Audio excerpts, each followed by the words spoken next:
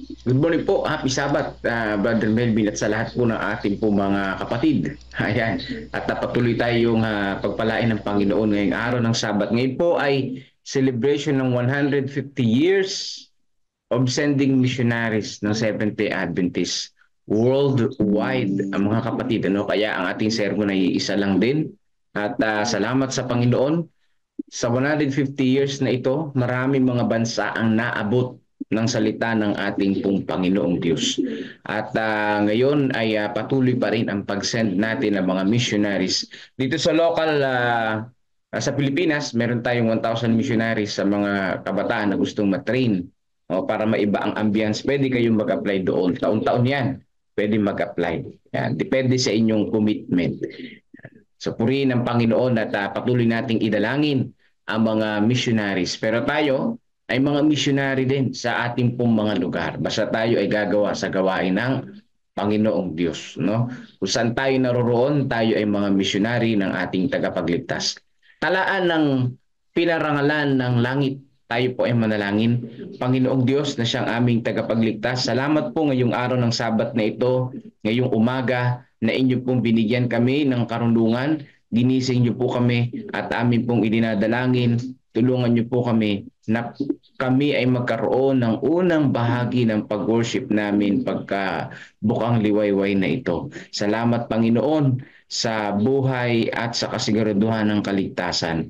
Ito po ang aming dalangin sa banal na pangalan ni Jesus. Amen. Sang-ayon po dito sa ating pong pinaka-text, key text, Job 23:10, ngunit nalalaman niya ang daang nilalakaran ko. Kapag ako ay kanyang nasubok, lalabas akong parang ginto. Ayan, so dito po mga kapatid ay grabe, no? Puro ginto yung pinag-uusapan natin dito. No? Ang napag-uusapan din natin dito ay mga pagsubok. Yan, kapag nasubok, lalabas na parang ginto. Ibig sabihin, think positive. Yan na nakita ko agad yan. Think positive agad mga kapatid, na yung pagsubok hindi para tayo ay pahirapan, kundi para tayo ay dalisayin, hubugin sa gawain ng ating Panginoon. Sabi dito, ang Kristiyano nagmamahal sa kanyang Ama sa langit ay maaring hindi makaunawa ng mga panlabas na pangangalaga o nakikita ang mga tanda na ng makalangit na pabor nang higit kaysa ibinigay sa mga may maliit o walang pagtatalaga. No? Ibig sabihin, ang mga Kristiyano nagmamahal sa Panginoong Diyos, no? Sa kanila ibinibigay yung pagtatalaga. Ibig sabihin, sa kanila ibinibigay dahil nagtatalaga sila sa Panginoon. Pero kung walang makitang pagtatalaga, hindi para sa kanila yung langit. Parang ganun yung sinasabi dito. Kadalasan siya ay labis na nagdurusa, nababagabag, nalilito at nababakuran sa bawat panig. Ang mga panlabas ay tila laban sa kanya. Si Jose ay matuwid at ang kanyang karakter ay may marka ng tunay na kabutihan ng tibay ng layunin. Gayunman, siya ay siniraan, inusig at itinuring na parang isang kriminal. Ngunit ang Diyos ay may hudyat ng pagtatagumpay para kay Jose. Kahit na siya ay tila nagdurusa dahil sa paggawa ng matuwid. So dito po mga kapatid ko, no, listahan o talaan ng pinarangalan ng langit. Una na dito si Jose. Ayan, pinaratangan na kriminal, inusig, nagdurusa dahil sa matuwid na kanyang ginagawa. So may dalawang klase ng pinaparusahan, di ba? Yung gumawa ng masama, itinuturing na kriminal.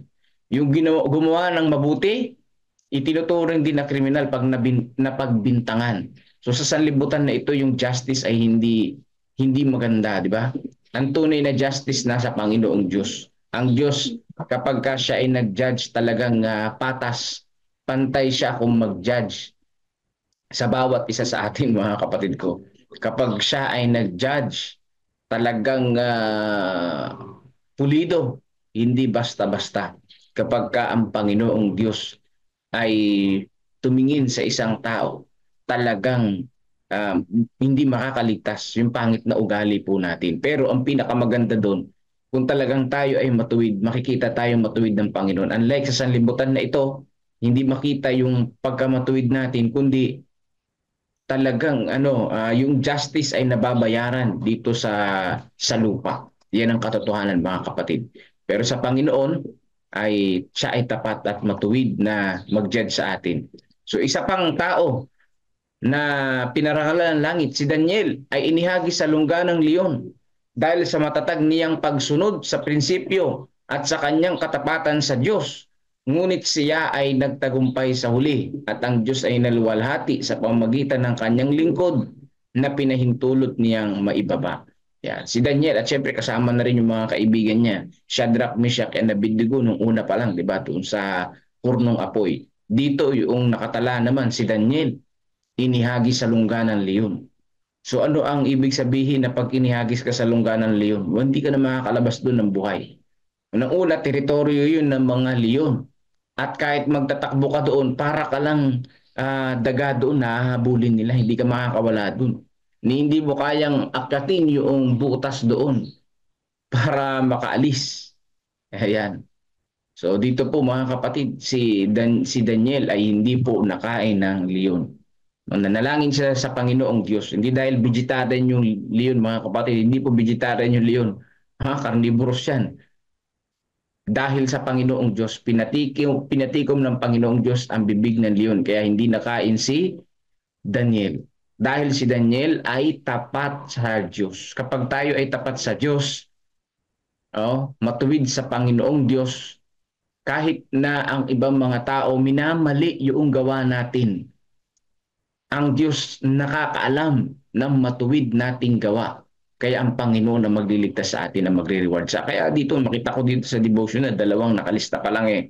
No? Wala tayong, hindi natin tinitignan na, hindi tayo naghahabol ng recognition ng tao. Ang mahalaga yung ma-recognize tayo ng Panginoong Diyos. Yun yung mahalaga. Di ba? Kahit hindi ka mabigyan ng award ng tao sa paggawa natin sa pagbimisyon. Ngayong 150 years, mga kapatid, hindi na bali. Ang mahalaga, ang Diyos ang magbigay sa atin ng reward. Yan. Reward na kailanman ay hindi kinakalawang. Reward na kailanman ay hindi kumukupas at hindi tumitigil. Nawalan si Job ng mga kayamanan sa lupa. O ito naman si Job, naulila sa kanyang mga anak at ginawang isang panuori ng pagkamuhi sa kanyang mga kaibigan. Ngunit ipinakita ng Diyos sa kanyang panahon na hindi niya pinabayaan ang kanyang lingkod. So ibig sabihin, hindi man naibalik ng Panginoong Diyos yung kanyang mga naunang mga anak. Nagkaroon pa rin naman siya ng mga anak at lalo pang dumami yung kanyang kayamanan. So hindi pinabayaan ng Panginoon na siya ay maghirap. Yan, ang Panginoong Diyos hindi nagpapabaya sa kanyang mga tunay na lingkod na talagang tapat sa kanya. Yan. So yan ang isa sa mga kwento dito. Si Job, si Joseph, si Job, si Daniel. At dito naman, ang isang tunay at tapat na si Esteban ay binato ng mga kaaway ni Kristo hanggang sa mamatay. So ito po yung last missionary na isinend sa mga Hudyo upang sila'y magbalik loob. Pero siya ay pinatay sa pamamagitan ng pagbato. Napakasakit niyan, mga kapatid. Yung bato na yung maliit lang na gano'n pag tinamaan ka dito, parang tutunog yung ulo mo Dudugo magbubukol yan, di ba? Lalo na kung yung bato mas malaki pa sa ulo ng tao. Talagang gano'n ang nangyari kay Esteban, siya ay namatay. Tiyak na hindi lumalabas na pinalalakas ng Diyos ang kanyang gawain sa lupa sa pamamagitan ng pagpapahintulot sa masasamang tao na magtagumpay. Maaring nagtagumpay sila kay Esteban, napatay si Esteban yan Ngunit mula sa tiyak na pangyayaring ito ay nahikayat sa pananampalataya si Pablo. Ayun. At sa pamamagitan ng kanyang mga salita ay libo-libo ang nadala sa liwanag ng Ebanghelyo. Yun pala, mga kapatid, maaring nagtagumpay sila na mapatay si Esteban that time, sa pamamagitan ng pagbato. Pero yung kamatayan pala ni Esteban ay hindi nawalan ng kabuluhan. Bakit? Dahil nakonberte si Pablo. Yan. Si Pablo na una ay Saul, na siyang umuusig sa mga Kristiyano that time, na hikayat sa Panginoon. Ayan, nahikayat sa Panginoong Diyos.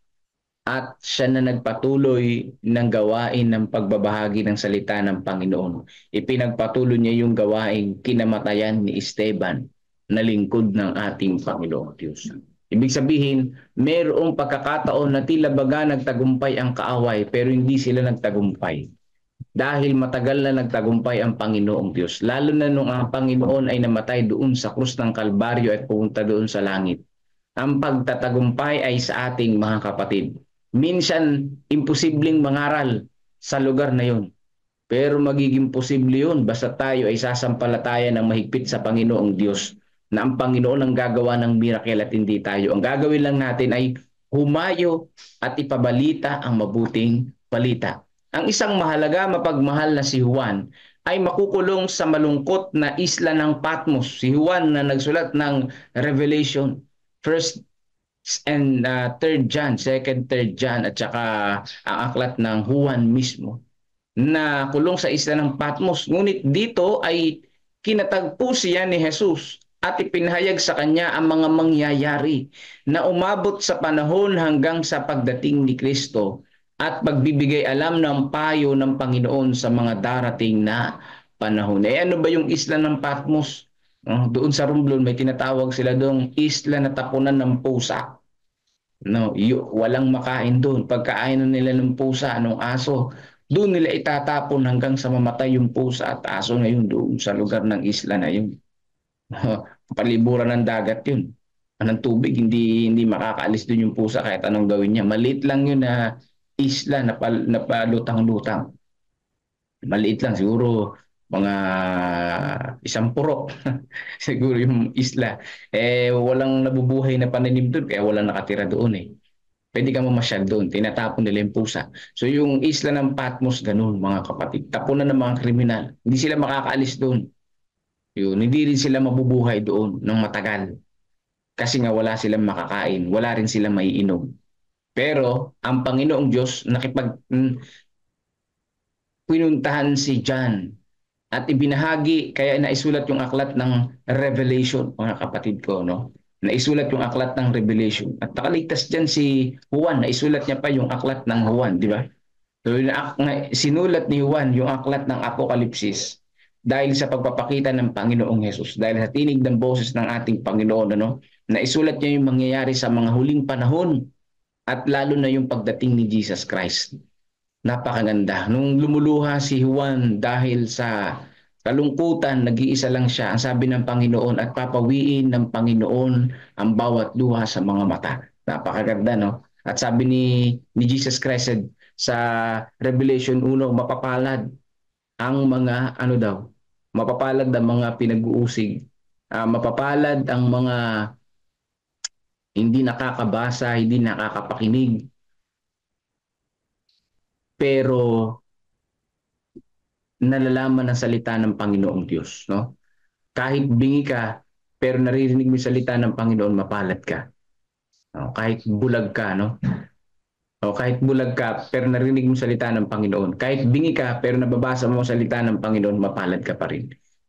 So mapapalad ang mga nakakabasa, nakakapakinig, gumagawa ng salita ng Panginoong Diyos. So si Juan, mga kapatid ko, bagamat nasa Patmos, mapalad siya kasi gumagawa siya ng salita ng Panginoon. Napapakinggan niya ang salita ng Panginoong Diyos at nakikita niya ang salita ng Panginoong Diyos. Bagamat siya nasa isla ng Patmos, ganyan siya, tawag dito, pinalakas ng ating Panginoong Diyos. So si Juan, John the Revelator, sabi nga dito, siya ay pinahintulutang tumingin sa trono ng Diyos, napakaganda, no?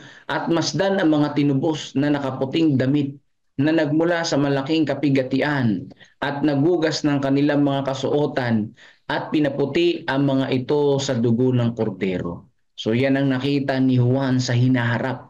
Ipinakita ng Panginoong Diyos yung future na trono ng Panginoong Diyos doon sa langit, kung saan ang mga mananampalataya ay nandoon sa kalangitan. Ayan, yung tinatawag na great multitudes, yung 144,000, yun yung nakita ni John in the future, pinakita ng Panginoon. No, grabe, no? Meron bang ganun? Ang kaya lang ipakita ng technology yung nakalipas. No? Kung may ipapakita man ng technology na future, ano lang yon, katang isip mga kapatid. Pero yung ipinakita ng Panginoong Diyos kay John sa langit, no? Yun yung future reality yun na mangyayari. Kasi Diyos yung nagpakita eh. Pero kung tao lang, eh ano lang yun? Imahinasyon lang nila. Pero ito hindi isang imahinasyon. Tunay na nangyari. Bakit? Ang Diyos ang nagbigay. Kung ikaw ay tinawag na dumaan sa nagliliyab na hurno para sa Kanya, si Jesus ay sasa iyong tabi. Kagaya noong kasama siya ng tatlong matapat sa Babylonia. Yun na nga, si Shadrach, Meshach, and Abednego. Diba? Sinamahan ng Panginoon. Ang mga magmamahal sa kanilang manunubos ay magagalak sa bawat pagkakataon na makibahagi sa kanyang pagkaaba at pagtuya. Ginagawang matamis ng pagmamahal nila sa Panginoon ang mga pagdurusa para sa Kanya. So napakaganda, no? Kung tayo ay nagmamahal sa ating manunubos, lahat ng darating sa ating mga kahirapan, mga pagsubok sa buhay ay magiging matamis, magiging maganda, positibo. Bakit? Dahil ang Panginoon ay kasama naman natin. Dahil ang Panginoon ay may pangako ng kaligtasan. Ang Panginoon ay may pangako ng reward. Hindi tayo mabibigo mga kapatid, bagamat maraming pagsubok sa buhay. Kaya tayo ay tinawag ng Panginoon. Gusto rin po ba natin matala ang ating pong mga pangalan na pinangaralan sa langit? Gawin natin maging matapat sa Panginoong Diyos. Ano yun? Inusig ka man, inalipusta ka man, pinagbintangan ka man, nagkaroon ka man ng karamdaman, nagkaroon ka man ng karamdaman, pinagkaisahan ka man, at nawala yung buhay mo, pinatay ka man, walang nagmamahal sa iyo, itinakwil ka ng iyong pamilya, maging matapat lamang tayo sa Panginoong Diyos. At ang ating pangalan nakatala sa langit na isang mananampalataya na lingkod ng Panginoong Diyos. Nakahanay sa pangalan ng mga nakatala sa langit. So purihin natin ang Panginoong Diyos ngayong araw ng Sabat na ito at patuloy tayong pagpalain ng ating pong tagapagligtas. Sari nawa mga kapatid, no? Hindi man tayo si Daniel, hindi man tayo si Job, hindi man tayo si Juan, hindi man tayo si Esteban. Nawa ay gumawa tayo ng sariling pangalan natin na ito sa kapanahunan ngayon ay naging lingkod ng Panginoong Diyos. Bagamat siya ay parang naging katulad ni Job na nagkasakit, di ba? Maganda yun, no? Karamihan sa atin nagkakasakit. Bagamat walang pinag-uusig katulad ni Juan sa panahon natin, no? O katulad ni Job, walang ganong karanasan na namatay yung buong anak eh. Pero meron din siguro. Bagamat gano'n magtiwala sa Panginoon. Hindi nagpapabaya ang Panginoong Diyos. Hindi man tayo maging katulad nila Shadrach, Meshach, and Abednego na tinapon sa apoy o maging katulad ni Daniel sa yungib ng leon. Unique stories nila yun eh. Magkaroon tayo ng unique story sa buhay natin mga kapatid na tayo ay mga lingkod ng Panginoon, nagtitiwala sa Kanya at masumpong ang tapat ng ating Panginoong Diyos. At katulad ni Job, no? Ang sabi niya, no? Kapag ako ay Kanyang nasubok, lalabas akong parang ginto. Iba-iba tayo ng pagsubok, iba-iba tayo ng karanasan. Pero iisang pagtitiwala, pananampalataya sa ating Panginoong Diyos. Iba-iba ng pagsubok, pero pare-pareho tayo na merong Diyos na pinaglilingkuran. Maging matapat tayo, maging matuwid tayo mga kapatid para maitala din ang pangalan natin sa langit na mga nagtapat sa Panginoong Diyos anuman ang nangyari sa kanyang buhay. Pakinggan po natin ang awit papuri sa ating Panginoon at panalangin po ni Brother Melvin Bilasano para sa ating mga prayer request at pasasalamat. Happy Sabat po sa inyo pong lahat. Amang banal na makapangyarihan sa lahat, salamat po sa umaga na ito na kami ay muli ninyong sinamahan sa panibagong buhay at kalakasan na inyong binigay sa amin sa umaga na ito. Maraming salamat po sa inyong kabutihan at higit sa lahat sa pagkakataon na muli kaming makarinig ng isang magandang mensahe na nagmumula sa inyo patungkol sa talaan ng mga pinararangalan dyan sa langit. Nawa kagaya ni Daniel, ni Job at Esteban, mga halimbawa ng mga matibay sa kanilang mga layunin, kami ay mapabilang sa listahan ng pararangalan niya sa langit na bayan. Dito po sa aming buhay ngayon ay tunay na napakabigat ng aming mga pinagdaraanan. Ngunit sa tulong po ninyo, kami ay maaaring magtagumpay kagaya ng mga nagtapat sa inyo ng mga unang panahon. Salamat sa mga pagsubok na ito na siya magpapatatag sa amin, sa aming pananampalataya, na patuloy kaming magbibitiw sa inyo upang sa kagaya nila ay kami rin ay magtagumpay. Salamat sa pag-asa, salamat sa biyaya. Ngunit sa kabila nito ay ito kaming makasalanan. Patawad po, Ama, sa aming mga nagawang pagkukulang at pagkakasala. Sa pagpapatuloy namin panalangin, nais namin isama sa panalangin ng bawat isa na nakikinig ngayon. Patuloy na pagpalain ang aming buong maghapon na malusog na kalusugan. At sa aming pag-travel papunta sa church, ingatan po kami. At pag nandun na kami sa church, ilayo niyo po kami sa anumang mga tukso na magpapalayo sa aming pagsamba. At kami maging masaya sa buong maghapon na ito, aming maitaas sa papuri sa inyong pangalan sa pamagitan pananalangin at pagpakinig ng mga magagandang aral na nagmumula po sa inyo. Maraming salamat sa inyong pagmamahal. Sa pagpapatuloy, nais namin isama sa panalangin ng mga prayer request ng aming mga kapatiran. Patuloy na recovery kay Hannah Lopez, gayon din ng revival sa Kawayan Bugtong, gayon din si fast recovery kay Uncle William Seraspe, at kagalingan din kay Kenel de la Cruz, at recovery din kay Kuya Daniel Gonzales. Kasama na rin si Sister Mel Batabio Sienson, at patuloy na kagalingan kina Irian May Melihor, Brother Betoy Castillo, Ate Gloria Vicencio, kay Sister Teresita Dairet Reyes na patuloy na nagtutumibay at nagtitiwala po sa inyo. Nawa sa kanyang araw-araw na pamumuhay ay patuloy na kagalingan na kanyang maranasan, hindi lamang para sa kanya kundi sa kanyang mga anak, mga apo, na patuloy na makita nila ang liwanag na nagmumula sa inyo at makasama niya sa kanyang pananampalataya. Dalangin din po namin patuloy si Brother Ricardo Huncia, si Tatay Carlito Tomas, si Nanay Juning Alpindo, si Lolo Edith, Angel Prianesa, Estrella Gragasin, si Sister Ana Rosbel Hermino, at ang mga nagre-review si Allen Cahuco, Ma'am Berna, at ang iba pa.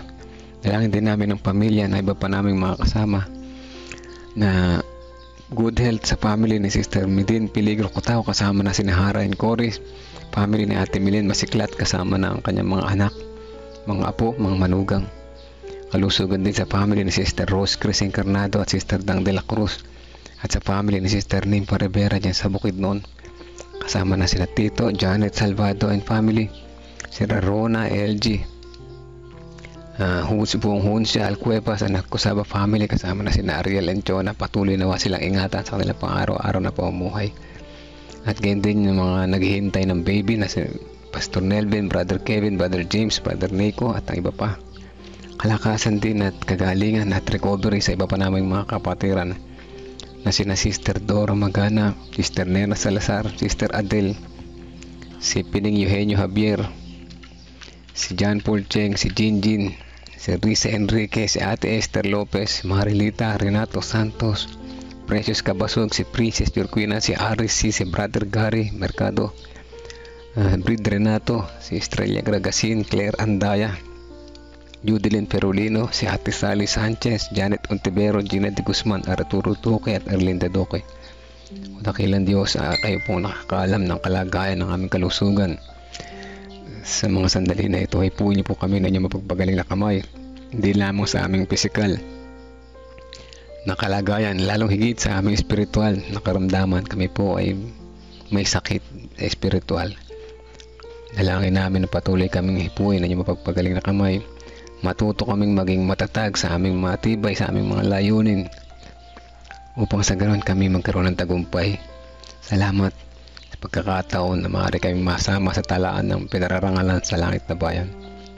Makasama namin ang lahat ng nagtapat na sumalubong sa inyo, sa inyong nalapit na pagdating. Salamat sa pag-ibig. Tunay na ramdam namin ang inyong pagmamahal. Ito ang aming dalangin pagkaloob nawa sa amin ayon sa inyong kalooban, hindi lang sa amin. In Jesus' name we pray. Amen. Amen.